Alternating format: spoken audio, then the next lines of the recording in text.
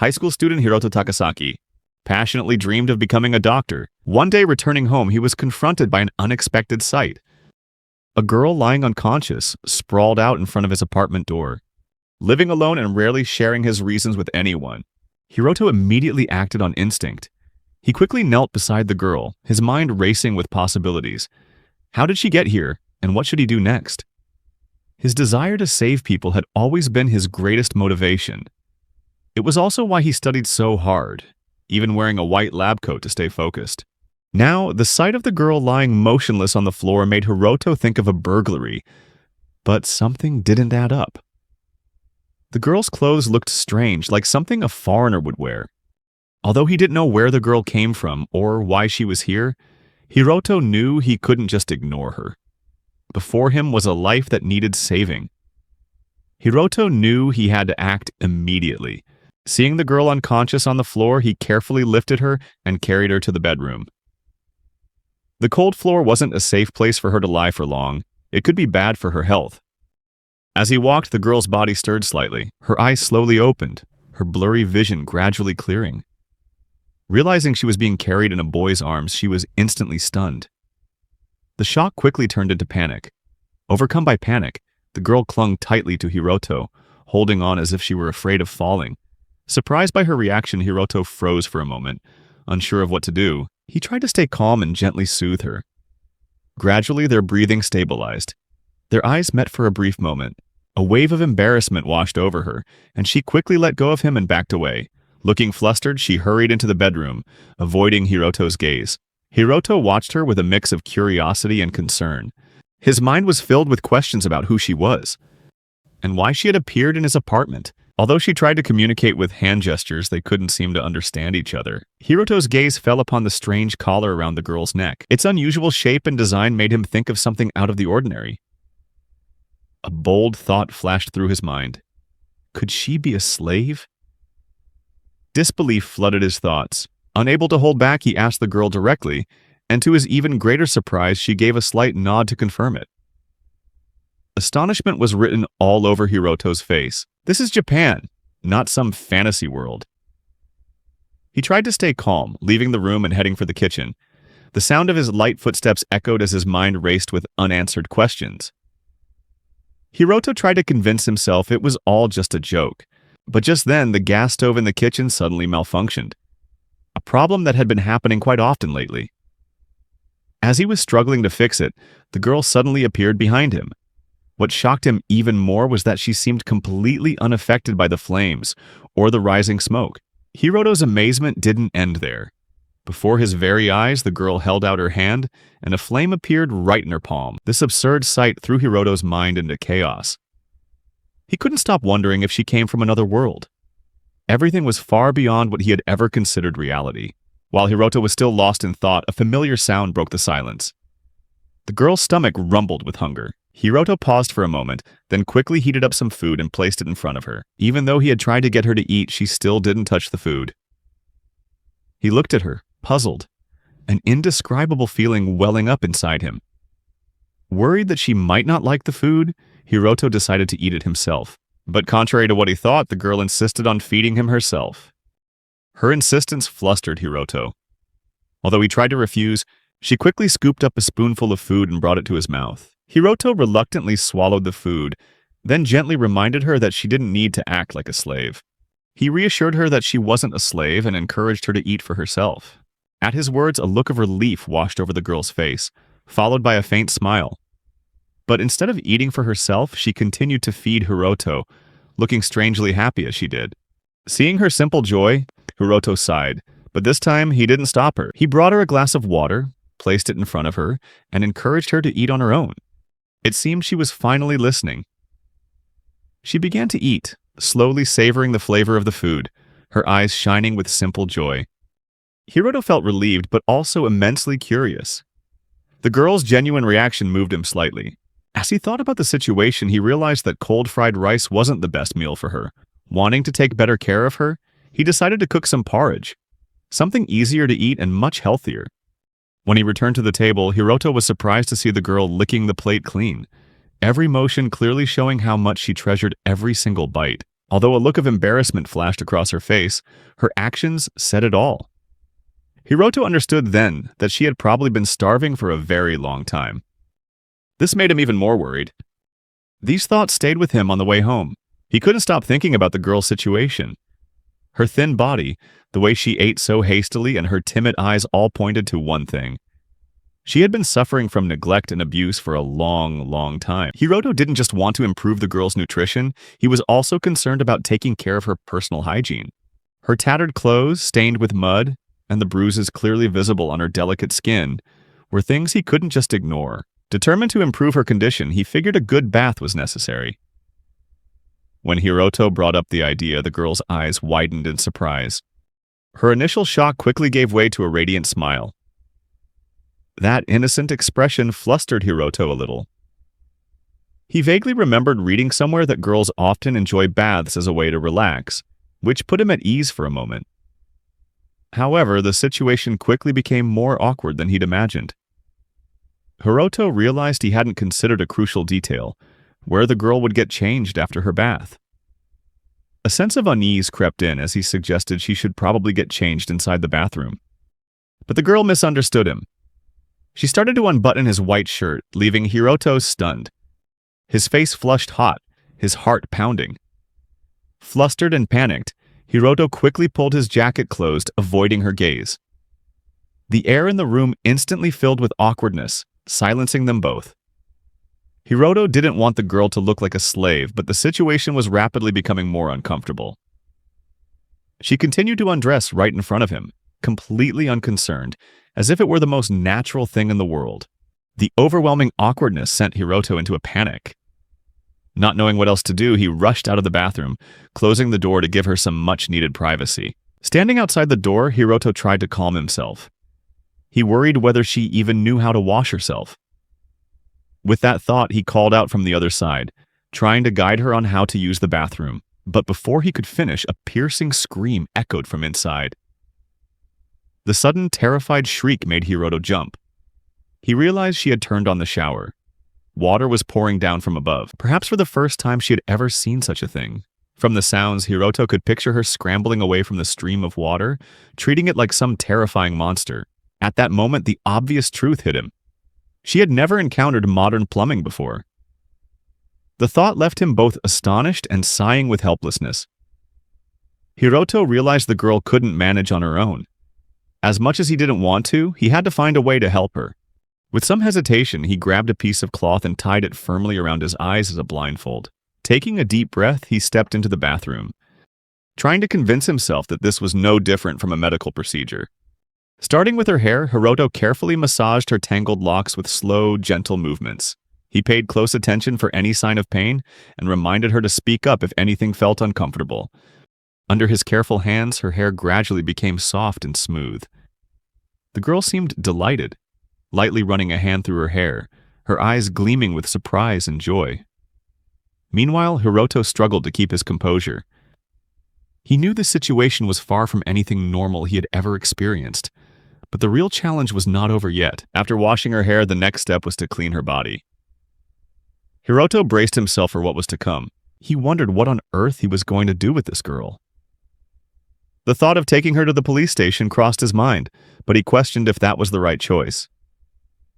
Keeping her in his apartment forever was impossible. He couldn't stop wondering what she was thinking, or if she even understood her current situation. The strange thing was, she seemed to be drawn to him in some inexplicable way.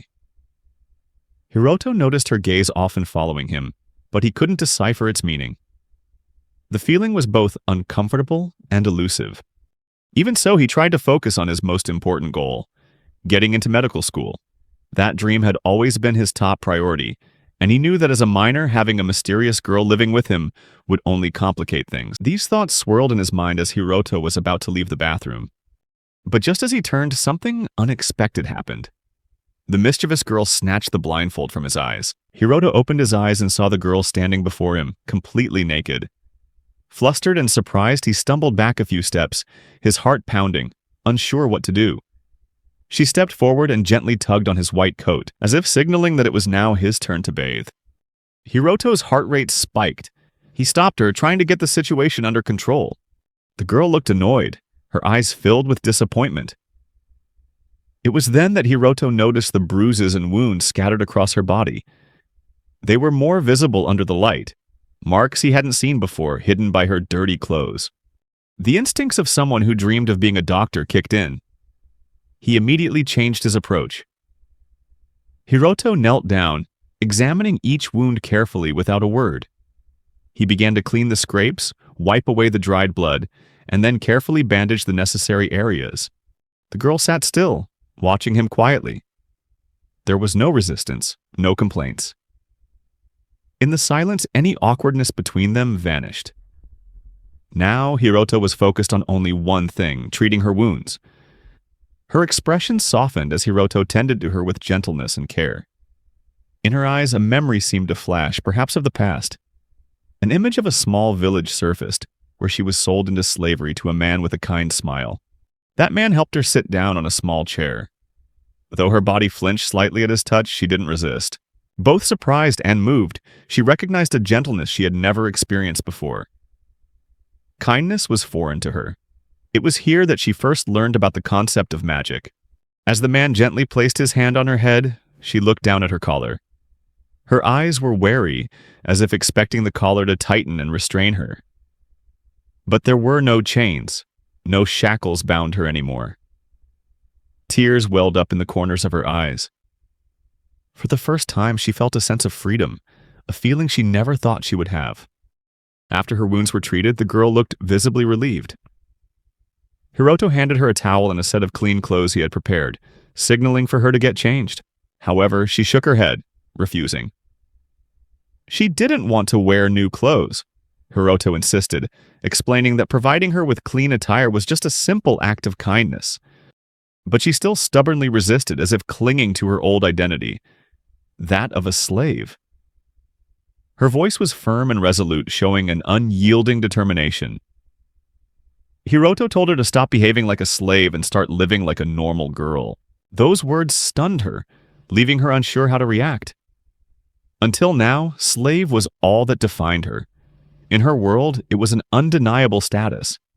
But in Japan, there were no slaves, and Hiroto was determined to change her way of thinking. The atmosphere grew tense for a moment. Finally, she reluctantly took the clothes from his hand, her eyes filled with unwillingness. She dressed angrily, her movements stiff, as if in defiance rather than acceptance. The act wasn't one of agreement, but merely a concession. That night, they both slept in the same room. Hiroto was on the bed while she lay on the floor. He deliberately kept his distance, ensuring she had her own space.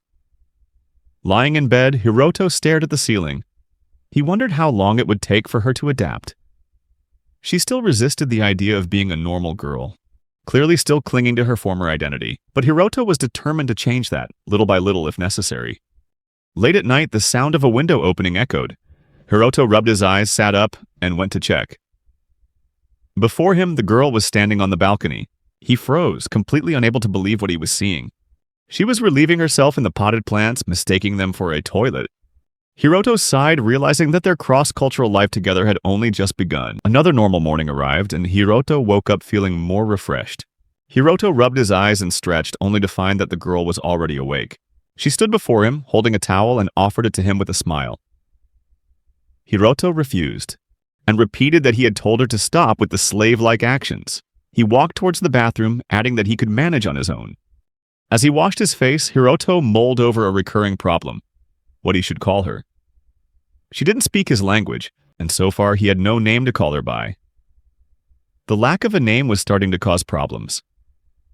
Behind him, the girl still stood silently, holding another towel, ready to hand it to him even though he already had one. A slave with no name, Hiroto thought, considering the situation. After he finished washing his face, they both moved to the kitchen. Hiroto sat down at the table, writing something on a piece of paper. Suddenly, he realized he'd forgotten to explain her tasks for the day. The girl looked eager and excited, thinking she was about to be given a job.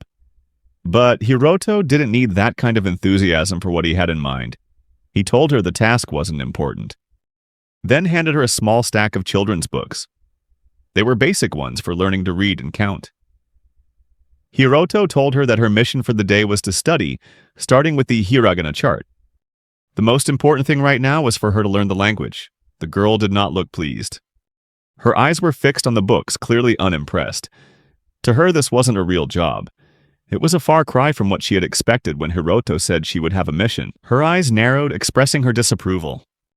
She pointed towards the kitchen and the mess around the apartment, implying that she wanted to do chores instead of studying. Hiroto sighed, finally giving in. He reluctantly agreed to let her clean up.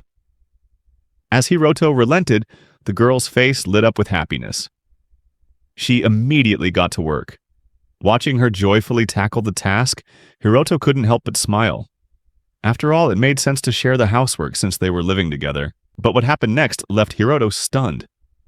The girl raised her hand and used her magic, making everything in the room float in the air. Books, socks, and papers all drifted around her. Under her control, everything was neatly sorted into its proper place. Hiroto's jaw dropped, unable to believe what he was seeing. He rushed towards her, astonished, demanding that she stop using magic. He insisted that she should clean up the normal way. Hiroto urgently explained that if she used magic like that in public, it could cause serious trouble.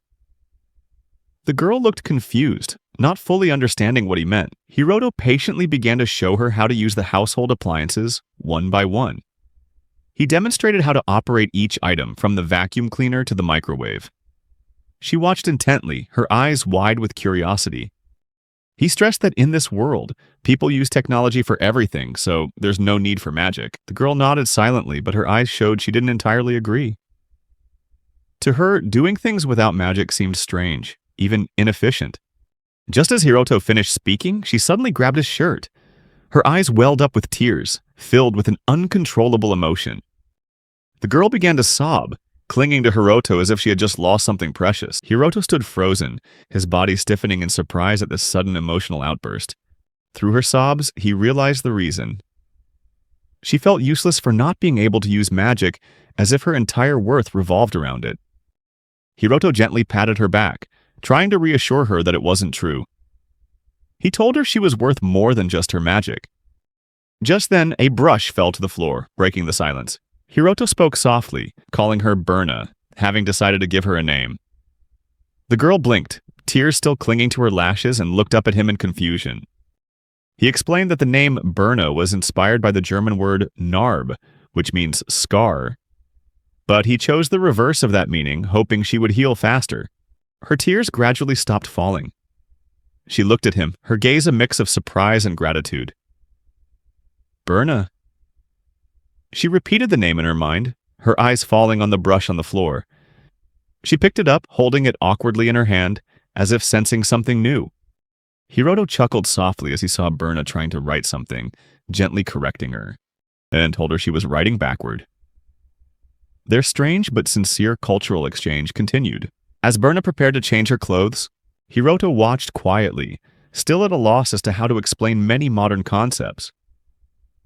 He noticed the curiosity in her eyes flare up whenever she encountered something new, just like how she was now intently examining the bottle of dish soap. She always reacted this way when washing dishes, staring at the soap as if it were a mysterious treasure. This scene made Hiroto realize she still had so much to learn, even the simplest things. After she finished the dishes, Hiroto realized there was a more pressing issue to address: her clothes. She was still wearing the tattered outfit from before, and it was time she had some proper clothes for daily life. As he watched, she struggled with the faucet. She turned it on too forcefully, causing water to splash all over the sink. Hiroto looked at her with concern, asking if she was okay. Berna nodded, but it was clear she was still trying to understand how everything worked. First things first, Hiroto decided they needed to buy her some clothes. The two of them started looking for underwear online. Berna, unfamiliar with these items, stared at the array of bras, blankly pointing at one after another in confusion. Hiroto awkwardly explained that she needed to choose one that fit her. However, Berna just gestured with her finger, still unsure which one to pick. Finally, they selected a few items. As they were about to make the purchase, the option to select a size appeared on the screen, making them both pause. Hiroto froze, not having anticipated this detail. His mind reeled as he wondered how he was supposed to take those measurements. After a quick search, he learned that he needed to measure her top bust and her underbust. But the thought of having to measure Berna directly made him break out in a sweat. Could he really go through with it? This is a task someone else would be better suited for, but there's no one else around. Sighing, Hiroto realized he had no choice but to do it himself. Meanwhile, Berna found a yo-yo on a nearby shelf and became engrossed in playing with it, completely distracted. Hiroto called her back and, despite his awkwardness, began to take her measurement. Hiroto started with her underbust, trying to remain calm as he worked. Beads of sweat formed on his forehead, his concentration wavering as he tried to make the process feel professional. He told himself it was just like practicing to be a doctor, nothing more than a practical exercise. But when he moved on to her bust, the situation became much more awkward. His hands trembled slightly, hovering in the air, hesitant to continue. Hiroto's face flushed and he gritted his teeth until the task was finished. Once it was done, he quickly backed away, his face a mixture of embarrassment and exhaustion. They both stood in silence, an awkward atmosphere slowly settling over them. Hiroto hurriedly completed the order. The next day, the clothes were delivered. He opened the box and handed them to Berna, telling her to try them on. Berna's eyes widened in surprise as she held them up, a look of confusion on her face. She stared at the clothes, her voice filled with astonishment, asking if they were really for her. She had thought they were for someone else. Hiroto sighed, a wave of exhaustion washing over him. He confirmed they were hers, even though it seemed like Berna was teasing him. Hiroto just didn't have the energy to argue. He told Berna that these were her clothes now and she should cherish them. He reminded her that she wasn't a slave anymore, and wearing them would make her look like a normal girl. He offered her the new clothes as a gift, hoping she would accept them. Berna hesitated for a moment, making Hiroto wonder if he had said something wrong. She didn't seem happy with the new dress, which made her reaction all the more confusing to him. Looking closer, Hiroto noticed she was sweating profusely. Quickly, he went to get her a towel. But when he returned, he froze, horrified to see Berna using her own panties to wipe away her sweat. Hiroto's eyes widened in horror. He exclaimed that those weren't a towel, completely stunned by her actions. Flustered, he tried to explain the concept of underwear to Berna, realizing just how much she still didn't understand about modern life.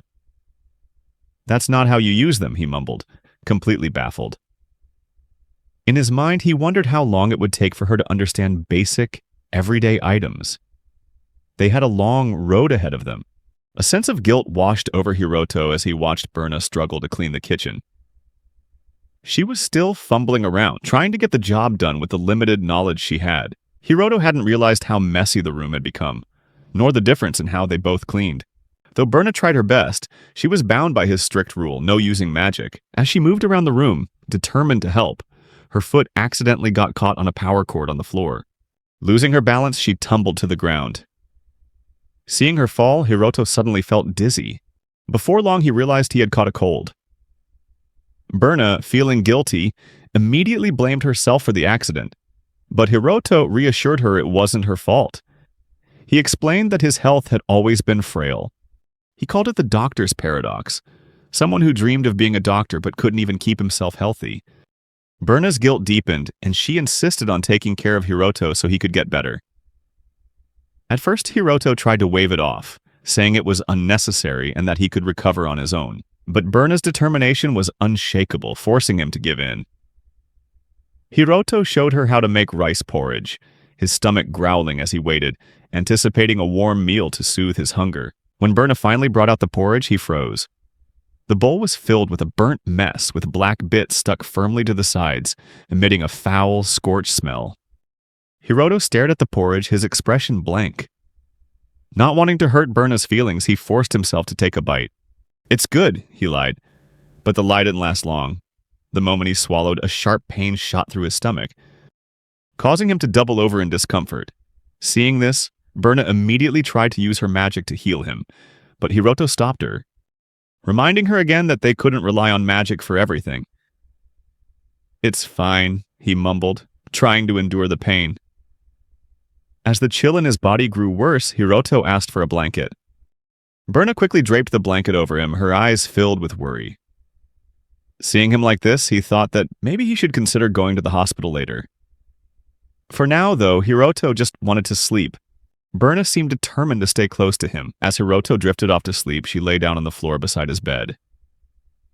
In the middle of the night, unable to sleep comfortably, Berna climbed into the bed next to Hiroto. He jolted awake, immediately sensing her presence beside him. Panicked, he yelled, telling her to get out of the bed. "We can't sleep together," he said, fully aware of the situation and feeling too uncomfortable to go back to sleep. But Berna didn't budge. Instead, she lay still, showing no intention of leaving.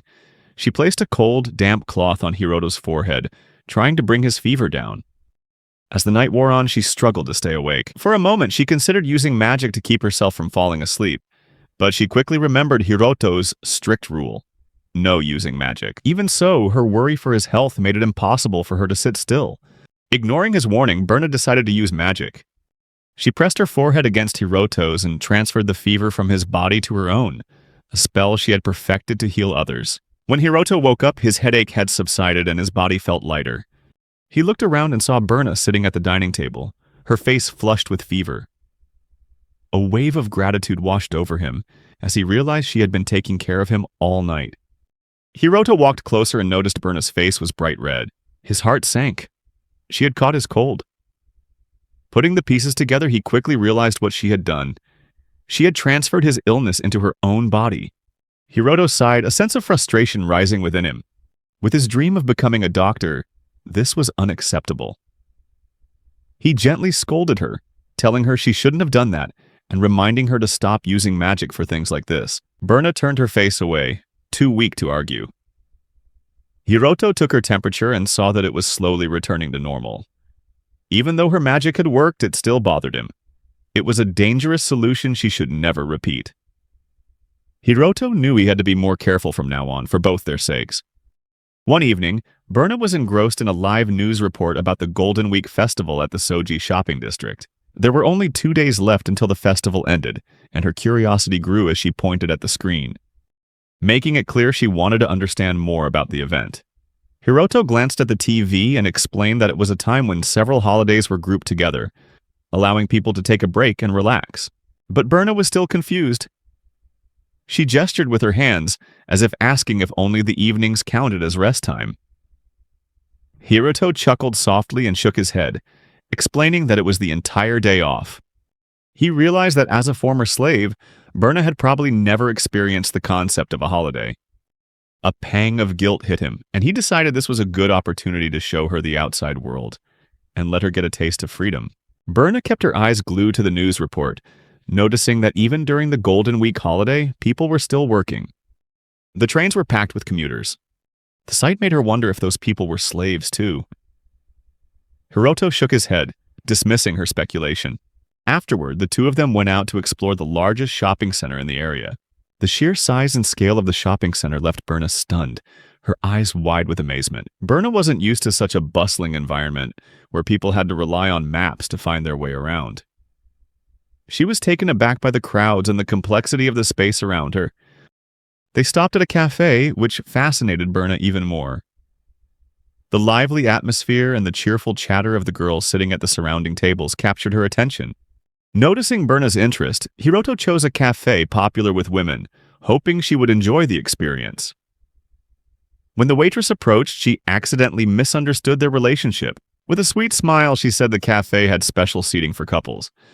Hiroto's face turned beet red as he quickly waved his hands, stammering that regular seats would be fine.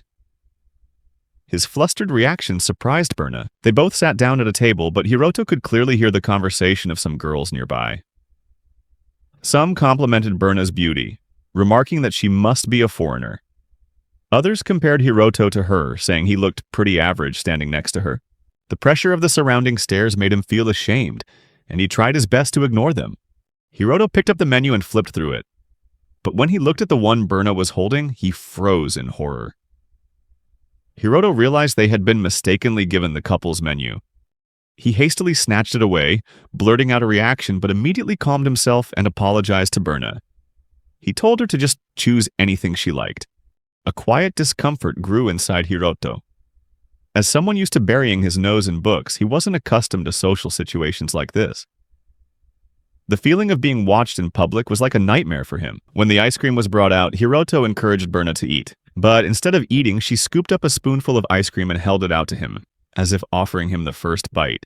Hiroto's face flushed as he whispered in a panic, asking Berna what she was doing and reminding her that people were watching. His eyes darted around, noticing other customers whispering about them. He quickly told her not to do things like that in public and insisted that she should eat her own portion. But Berna was stubborn, insisting she wouldn't eat until Hiroto did. She believed it was necessary to check if the food was safe. Hiroto sighed, realizing she wouldn't give in unless he ate first. Reluctantly, he took a bite, trying to ignore the chatter around them. The moment Berna started eating, her face lit up with joy. She thought the ice cream was delicious, a radiant smile spreading across her face.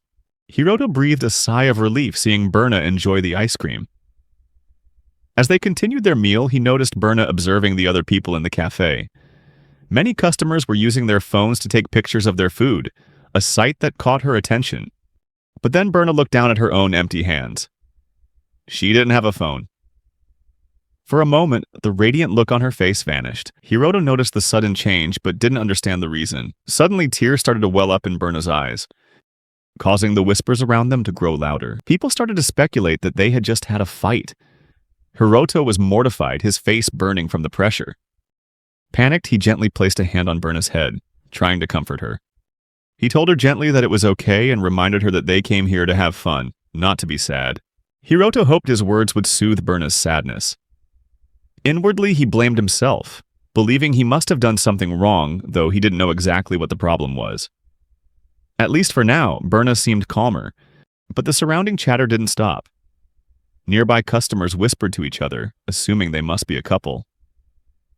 After seeing Hiroto gently pat Berna's head, some of the girls even sighed in admiration, dreamily calling him a high school heartthrob. Hiroto couldn't believe what he was hearing. He was just a bookworm, not some romantic hero. They quickly finished their food and Hiroto grabbed Berna's hand, hastily pulling her out of the cafe. His heart was pounding, filled with embarrassment. How could they have looked like a couple in front of all those people? Hiroto had never felt so humiliated. All he wanted was a quiet meal, but now his mind couldn't stop thinking about what his classmates would say if they saw this. As they were leaving, a familiar face appeared in the crowd. One of his classmates had witnessed the entire thing. At that moment, Hiroto just wanted to get home quickly and bury himself in his studies, far away from any trouble. The next day, Hiroto sat at his desk, focused on studying, while Berna stood quietly behind him. It was his last day off, and he was determined not to waste it. But no matter how hard he tried, his mind kept drifting back to yesterday's embarrassment. The scene of being mistaken for a couple at the cafe and the gossip that followed. He sighed, trying to push the memory away and refocus. Just as he was starting to regain his focus, the doorbell rang. Berna moved toward the door, but Hiroto stopped her. He said she didn't have to do that because she wasn't a slave anymore. However, he was completely unaware that the girl standing outside had heard the word slave, and she was stunned. When Hiroto opened the door, the surprised eyes of the person outside were fixed on him. Hiroto opened the door and saw Azumi-san, one of his classmates. She seemed flustered but managed to remain calm. She was holding a small basket and smiled, explaining that her mom had asked her to bring some sweets over since they had extra. Hiroto thanked her, saying it was no trouble since they were neighbors. He glanced at the basket and noticed that the items inside looked delicious. Azumi's attention quickly shifted to Berna, who was standing silently in the background. Her eyes were filled with curiosity and a hint of unease because of what she had just heard. Azumi carefully asked who Berna was. Feeling a bit anxious, Hiroto invited Azumi inside and poured her some tea before answering. He hoped the cup of tea would buy him some time to think of a way to explain Berna's presence. As Azumi sat down, Hiroto weighed his options. He knew Azumi was sharp and had likely overheard the word slave earlier, which made the situation even more complicated. Azumi's expression showed a mix of confusion and concern. Hiroto realized that she was taking the situation more seriously than he had imagined. He could almost see the thoughts racing through her mind. Azumi hesitantly asked again who Berna was, her voice growing sharper, clearly laced with suspicion and wariness. Azumi narrowed her eyes, studying Berna closely, clearly finding the situation hard to believe. She quietly wondered how Hiroto, a bookworm, could be involved with someone like Berna. Accepting that he couldn't avoid it, Hiroto introduced Berna and explained that due to certain circumstances, he was looking after her, but Azumi remained unconvinced. The way Hiroto called Berna by her name without any honorifics immediately made Azumi even more suspicious. She pointed this out bluntly, her voice sharp. Before Hiroto could respond, her gaze hardened. Berna approached with a glass of juice for Azumi, even though Hiroto had insisted he would handle it. Despite this, she took it upon herself to serve the guest. The scene unfolded in an awkward atmosphere, making Hiroto feel secretly embarrassed. Azumi watched the situation, her eyes growing more confused. Suddenly, she blurted out, asking if they were flirting. Hiroto's heart skipped a beat, and he rushed to deny it, stammering that she had misunderstood. But Azumi wasn't convinced. She cut him off, her voice cold, saying he didn't need to show off like that. When Hiroto tried to explain further, she interrupted him again. Her eyes full of suspicion, she asked directly if Berna was really just his roommate. Finally, she gave a knowing smirk. Azumi revealed that she had seen them together yesterday. Hiroto froze, immediately understanding her implication. Azumi narrowed her eyes at him, her gaze sharp, demanding that he clarify their relationship. Backed into a corner, Hiroto felt flustered, unsure how to explain without making things worse. Finally, he mustered his courage and slowly explained. Hiroto admitted that Berna had fed him a parfait, but insisted that it wasn't what Azumi was thinking. He emphasized that Berna did it on her own, not because he asked, and that they simply respected and helped each other. Azumi still looked annoyed. She was silent for a few seconds, processing what she had just heard. Finally, she stood up, her expression frustrated, and made a cryptic comment. Azumi said that Hiroto didn't need to show off like that. She walked towards the door, intending to leave. Hiroto tried to stop her, telling her to at least finish her tea. Azumi froze, her expression wavering with mixed emotions. She hadn't expected him to be so open about their relationship. Her thoughts were a mess, and her voice choked up slightly. Tears welled up in Azumi's eyes as she bent down to put on her shoes. Even though it wasn't what she had imagined, the feeling of loss still left her speechless, unable to finish her sentence. As Azumi opened the door, Berna followed, her eyes filled with concern. Azumi turned, surprised to see Berna approaching. Without a word, Berna gently wiped the tears from Azumi's cheek. Azumi's eyes widened, stunned by the gentle and unexpected gesture. Hiroto stood behind them, his eyes full of guilt for letting the situation become so awkward. He tried to explain that it was just Berna's nature. She was always concerned about others and didn't mean anything else by it. Azumi looked at Berna, realizing she had been selfish for making baseless assumptions. A forced smile slowly appeared on her face. She chuckled softly, mocking herself for her foolish thoughts. Berna and Hiroto stood silently, unsure what to say as Azumi let out a quiet laugh. Azumi reflected, her gaze softening, and she whispered as if to herself that Berna was truly beautiful, even on the inside. After composing herself and drying her eyes, Azumi managed a faint smile. She quietly apologized. Azumi also said that she understood now and promised not to doubt them anymore. She wished them the best before stepping out the door. As she left, a gentle breeze stirred the air. She bent down to pick up a fallen leaf from the ground, softly whispering about a rainbow in the sky. Hiroto watched her leave, suddenly remembering that people often mention rainbows at weddings.